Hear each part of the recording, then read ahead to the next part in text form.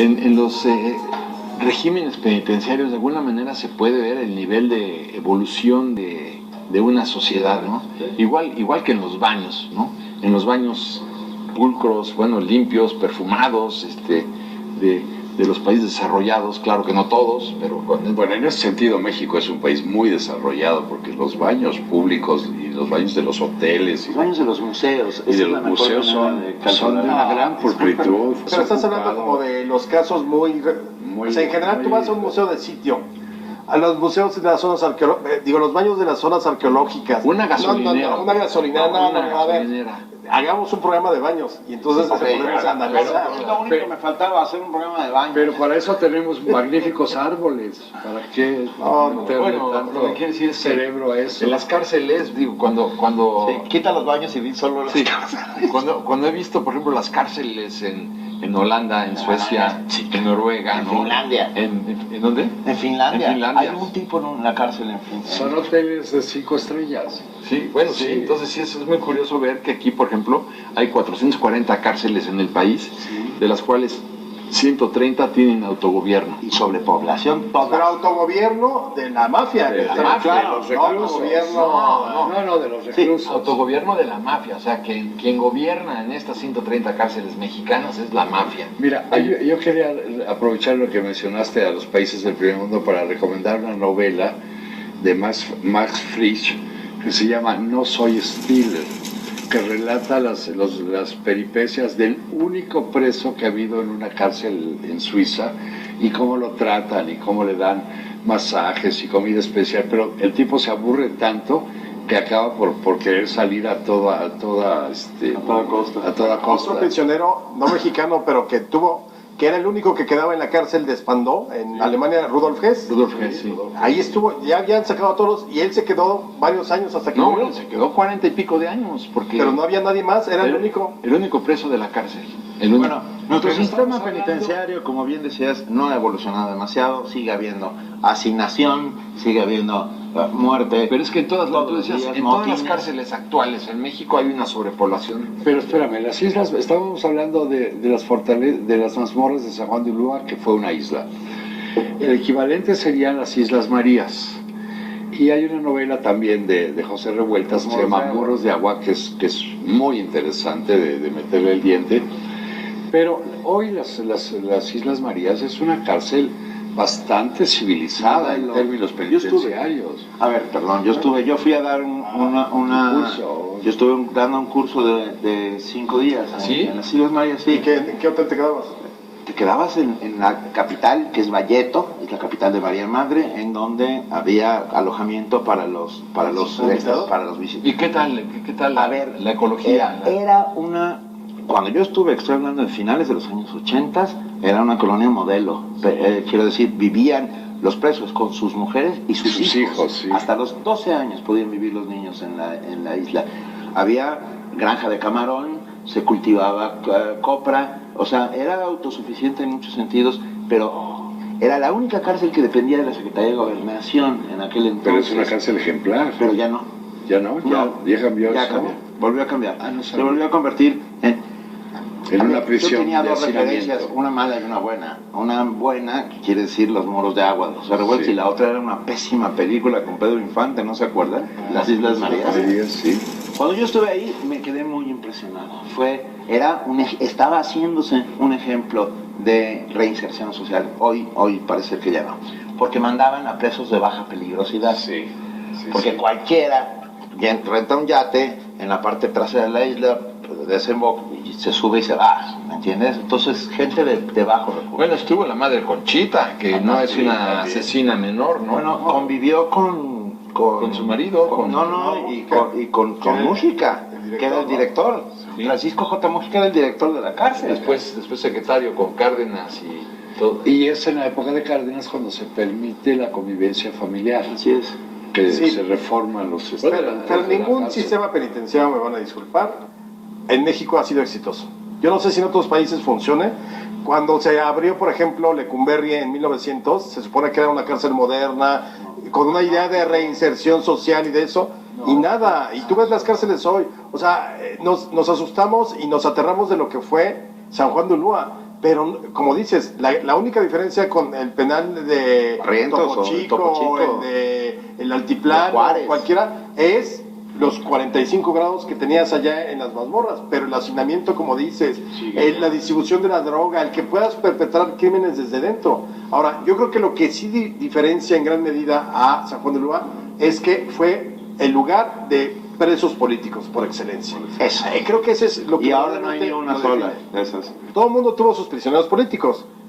En 1867, cuando triunfa la República, que Juárez regresa al país, regresa Santana y lo capturan y lo tienen encerrado en San Juan de Ulúa. Y entonces le hacen todo el proceso y los jueces determinan destierro de 10 años para Santana. No lo acusan. Juárez esperaba la pena de muerte y como a Juárez no le pareció la sentencia, ya destierro, se mandan a Santana, lo sacan de San Juan de Ulúa y lo mandan al destierro. Pues los jueces se pasaron 6 meses de castigo por órdenes de Juárez en San Juan de Ulúa. No me Ah, esa no me la sabía. Pero es que, bueno, ¿te acuerdas también hay otra escena de Santana cuando va huyendo al final de la guerra en contra de los Estados Unidos y lo apresan unos ganaderos en el camino y querían hacer un tamal con él y cortan hojas de plátano enormes, esas de las... para envolverlo. Seguramente un tamal de pierna, ¿no? Bueno, sí, no, pero cocinarlo, o sea, y estuvieron a punto de cocinarlo, lo salvó un sacerdote porque querían hacer un tamal a la Santana, o sea, muy a la mexicana, ¿no? O sea... Se nos ha olvidado otro de los huéspedes muy distinguidos de San Juan de Ulúa, que es Ricardo Flores Magón. Ricardo Flores Magón estuvo ahí. Que seguía escribiendo y mandando los papelitos, sus artículos a Regeneración. a la Regeneración. Las revistas. Yo creo que es importante también recordar, ¿no? que en muchos países del mundo libre ya existen las cárceles privadas, ¿verdad? Administradas por empresas. Y es más fácil supervisar esas cárceles que controlarlas como gobierno. Pues Entonces, aquí también son empresas las que las dirigen, ¿eh? sí, bueno, pero empresas del giro negro. Bastante privadas, ¿eh? Sí, sí, pero yo creo que ya se está puedes dando. tener Hay muchas. muchas cárceles en Estados Unidos y en Así Inglaterra es. donde las administran. Cárceles de baja peligrosidad, sobre todo. Sí, bueno, las otras lo entiendo, pero creo que es mejor esto.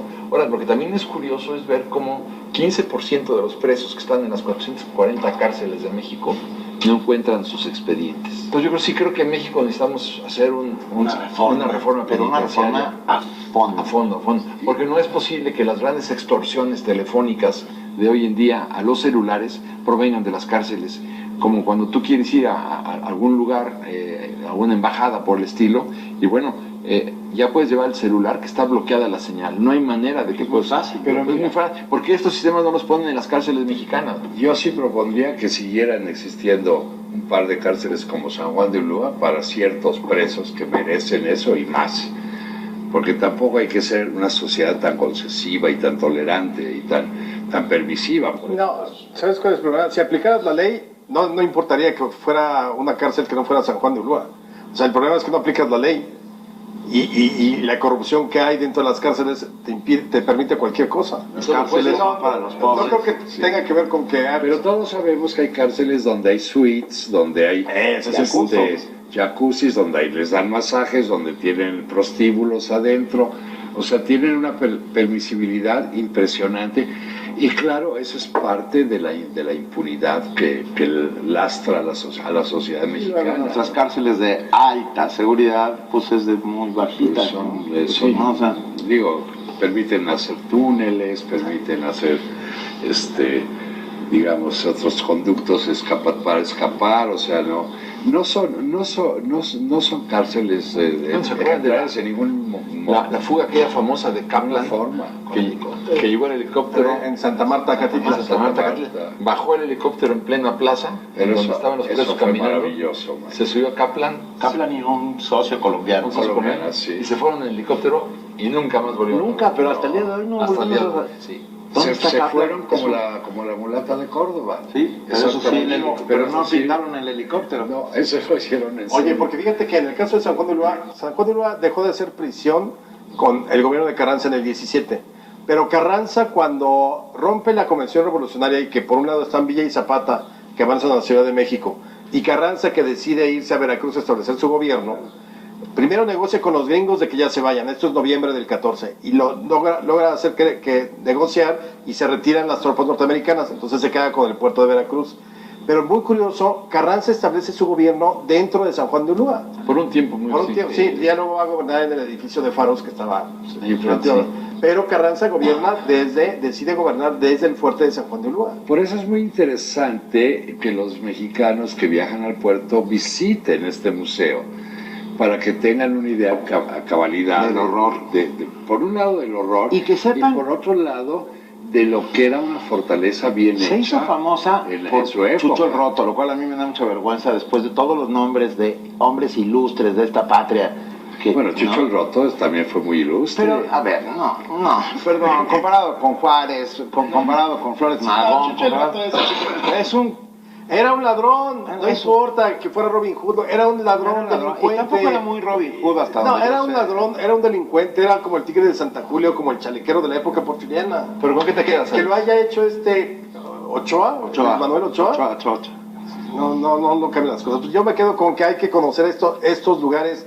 Cuando se tenga oportunidad de ir a Veracruz, vayan, vale la pena porque son parte de una historia fundamental en México, que es el poder, la política y, pues, desgraciadamente, la ausencia de libertad. Yo me quedo con la innecesaria, inminente e inmediata necesidad de reforma del sistema penitenciario mexicano, porque la reinserción social, como está planteada hoy en día, no sirve para nada. Yo no me quedo con nada. Yo me voy con la muleta de Córdoba. Ah, es que bonito. Yo te diría, yo sí me quedo con la idea de que es importante que si no se encuentran los expedientes de los presos, llevan mucho tiempo ahí, los deben liberar. Claro. Por otro lado, deben liberar a todas aquellas personas que están encerradas en las cárceles mexicanas por haber consumido, por delitos de hambre y también por haber consumido marihuana, que ahora ya se puede el 28. Consumido sí, pero no ha traficado. No ha traficado, consumido, o sea, también. Hay una diferencia Pero también sustancial. vale la pena que se establecieran otros principios legales de tal manera que a ti te metieran en la cárcel hasta que te hubieran demostrado el delito. La presunción de inocencia No, que no ahora que existe. te meten en la cárcel y después de 10 años usted disculpe y te pasaste 10 años en la cárcel. Sí, vas a la cárcel en cuanto se demuestre Ok. fehacientemente. Va, muy bien, ahí pierdes tu libertad, pero mientras tanto no. Entonces yo sí creo que una reforma al sistema penitenciario sobre esta base sería muy importante. Venga. Bueno, pues Salud por eso. por la libertad.